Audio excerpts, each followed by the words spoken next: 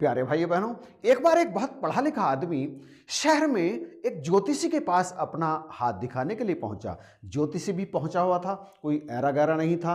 वो ज्योतिष शास्त्र का प्रकांड पंडित था। हस्तरेखा देख करके वो सारी बातें बता देता था। उसने हाथ देखा, कहा तुम्हें हाथ दिखाने की क्या जरूरत है? तुम तो पहुंचे हुए गुरु की शरण में गए हो, उनसे तुमने नाम दान ले रखा है। अब तुम्हें हाथ दिखाने की कोई भी आवश्यकता नहीं है, तुम अपने गुरु के शरण में जाओ।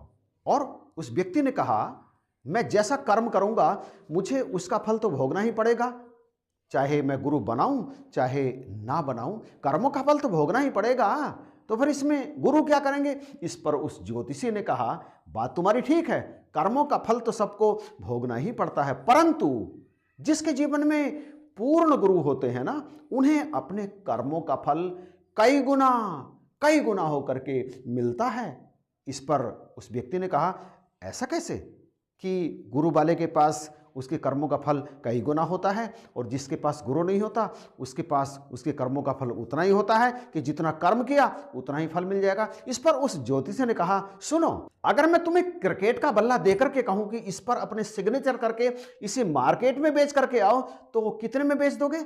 व्यक्ति बोला, 100-200, अधिक से अधिक 1000 में बिक जाएगा। अब ज्योतिषी ने कहा कि यदि वही बल्ला मैं सचिन तेंदुलकर साहब को देकर कहूं कि आप इस पे अपने सिग्नेचर करके इसे मार्केट में बेच दो, तो कितने में बिक जाएगा? अब उस व्यक्ति ने कहा, लाखों में बिकेगा। अब ज्योतिषी ने कहा, यदि मैं तुम्हें एक गाना देकर कहूं कि जाओ इसे गाओ और मार्केट में बेचो, तो कितने में बिकेगा?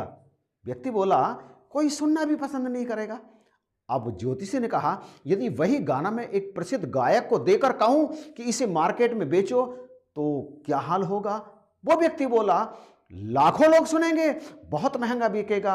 अब ज्योतिषी ने मुस्कुरा करके कहा, ये कीमत होती है गुरु के होने से।